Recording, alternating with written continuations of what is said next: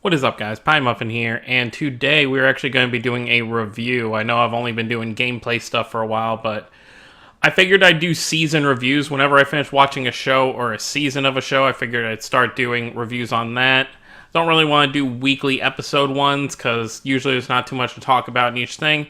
But obviously, as you can see by the title, we were talking about Yu-Gi-Oh! VRAINS Season 1 just wrapped up today with episode 46.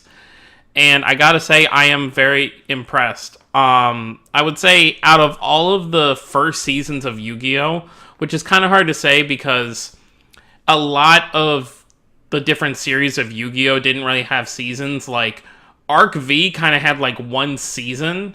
Like, different things would happen when they went to the different worlds, but it was mostly just one season. And then you've got like the original series of Yu-Gi-Oh! And Yu-Gi-Oh! GX, which actually had multiple seasons. Like, you could actually tell where the break in between seasons are, and it looks like we're going to get that with Yu-Gi-Oh! VRAINS as well, which is really nice. But I would say out of all the true season ones from Yu-Gi-Oh!, I'd say this is probably my favorite, just how everything was put together. I feel like things could have been probably shortened a little bit at certain parts. You know, certain episodes kind of felt dragged on, or certain duels probably didn't need to be as long as they were. But overall, I really enjoyed how they wrapped everything up.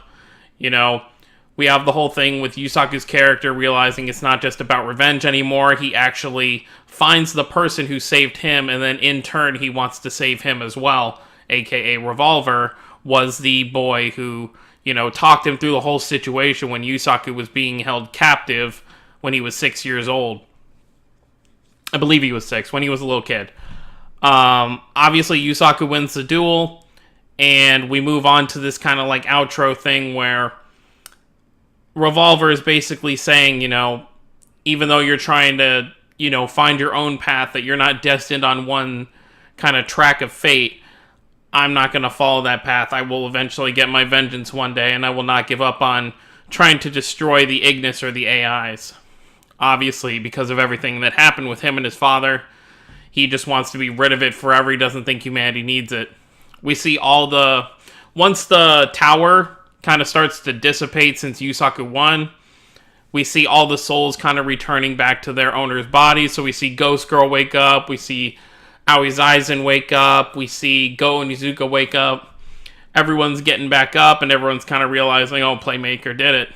You know, and it's kind of funny, the only people who truly saw this duel to the end that were kind of like spectators were the frog and the pigeon, you know, the two reporters, which is really funny. I mean, there were people in the world watching. Like, we had, what's that guy's name? We had, I can't even remember the guy's name. He's the kid he's like the super nerd. Naoki Shima, that's his name. The super nerd who went into VRAINS once and actually almost got erased on his own. Like, he was watching the duel, obviously, Yusaku's friend. I have a list in front of me because there were a lot of characters in Season 1 that I just don't remember their names off the top of my head. But, what was his name? Let's just look real quick. Kusanagi, that was his name. The one who owns the hot dog stand truck. He was watching, you know, you had a lot of people watching, and everyone's really excited when it ends.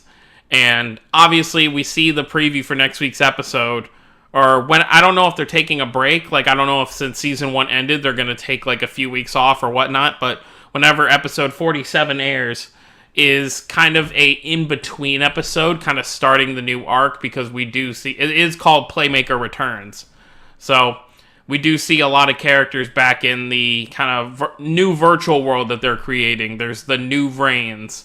Obviously, it's going to be a new one developed that's probably going to be a lot safer than the one they just had.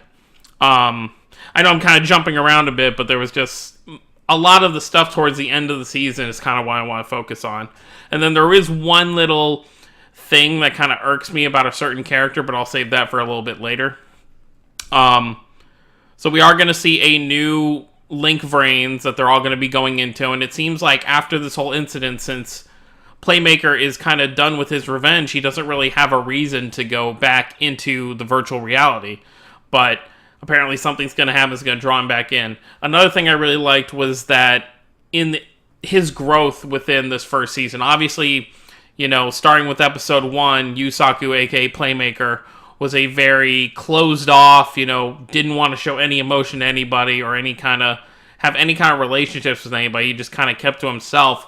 But then in the end, we actually see him smiling during a duel that he could possibly lose, and cracking jokes with the Ignis, aka which is another point I want to bring up, is the fact that he let I/Ignis go in the end. He put in the removal program so that the Ignis could go wherever he wanted. And I'd say the only thing I kind of wished about this was that Ignis had stayed. Like, even though he was free, he probably would have said something like, oh, well, you know what? Maybe I do want to stick around or something. Or come up with some crappy excuse as to why he has to stay with Yusaku.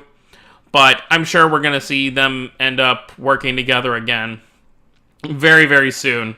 I'm sure it's one of those things where Ignis will be able to just jump back into Yusaku's dual disc at any point. And we obviously see at the end of this episode, we see Revolver in his little boat in the real world, taking off. We know he's going to come back someday. But I feel like he's going to be one of those characters that's never going to be a main villain again. I think he's going to be one of those anti-hero type stuff. So maybe in this season or the season after, we may see something where Yusaku's kind of in trouble, and then we see him show up and he'll be like, oh, an arch rival of mine is losing to trash like this. Like something like that. Something very witty like that. Now, to talk about what I didn't like about this season, is there's really just... Obviously, I already said there were certain things that were dragged on, but there was one character in particular I didn't really understand why they did this with their character. Obviously, I understand that everyone but Yusaku had to lose to the Knights of Hanoi, because that was the whole thing, is that Yusaku was going to be the one to try and save Revolver in the end. But Blue Angel's character in that final duel with Spectre just kind of destroyed what she was building up for. Excuse me. There was the whole thing where, at first she was just doing this for herself because she could be whoever she wanted to be in this alternate world. Because in the real world, she's shy, quiet, all that stuff. But in there, she's this idol for everybody. So she's this idol for everybody, and she wants to kind of just have this persona that she's everyone's idol and everything. But over time, she comes to realize that, she shouldn't just be doing this for herself. She should be doing this for the people, and that's why she goes back in, even though she has a chance of being, absorbed into the tower if she loses a duel. She goes in with Yusaku and Go Onizuka and basically tries to play hero, and this is her growth and her development as a character, realizing who she really wants to be.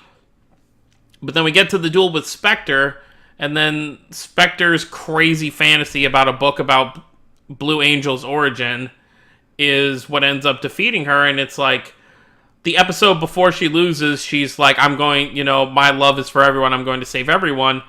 But then she ends up losing in a really crappy way, and it does nothing for her character. So I was just kind of like, what was the point of this entire 3-episode duel if she was just going to lose that horribly?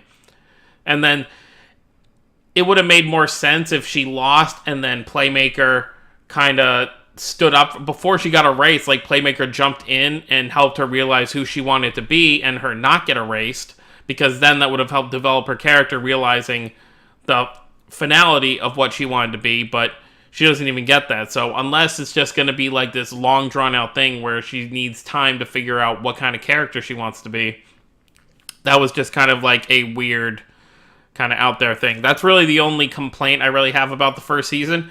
I feel like Go Onizuka's character was handled great. I liked Zaizen's character, even though he didn't want his sister being anywhere near all this stuff. He eventually came to realize, he didn't really have a choice. She went in anyway, but as she was dueling, he was kind of seeing that, this is who she wants to be, this is what she wants to do. Ghost Girl, she's one of those side characters that really didn't get too much shine, but you could tell that she really did care about people, and she wasn't just doing this, as a treasure hunter or as, looking for information to sell it to people. In the end, you could tell she was really worried about what could happen to people if this continued to kind of go on.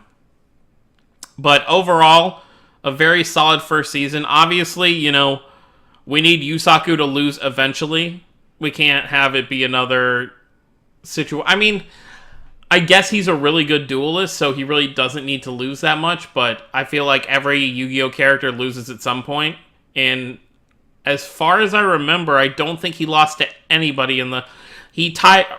the duel before the final duel with Revolver, their what do you call it, their speed duel, they both lost. It was a double KO, but that doesn't really count as him losing since they both lost, and then they had their final duel where he won.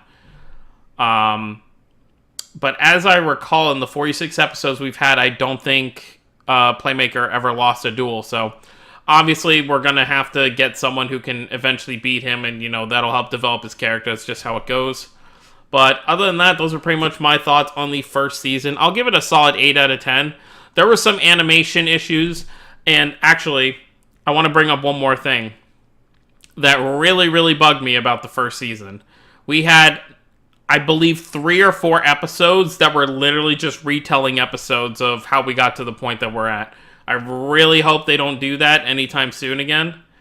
Like, I hope we're done with kind of the recap stuff. I'm guessing that was like a production issue. They just needed to, fill a time slot. So they're like, hey, let's put a couple of new scenes and just have people reminisce on what happened in the past. Like, couple episodes. So hopefully that's over and done with. But other than my 2 gripes, like I said, 8 out of 10, great first season. I'm really looking forward to see where it goes next. I feel like we need a tournament arc next, because that's just kind of how things go in Yu-Gi-Oh! You get like a serious arc and then a tournament soon follows after, like in 5Ds. Like this, VRAINS has a very 5Ds kind of feel to it. So we had our first End of the World Crisis. So now the next one should be a tournament that turns into a End of the World Crisis again with a different villain. But let me know what you guys saw of the first season down below. I'll be putting more anime reviews. I've been watching a lot of anime lately, so look forward to seeing more of these reviews. Hit that subscribe button if you're new to the channel. I hope you all have a wonderful day. I will see you all next time.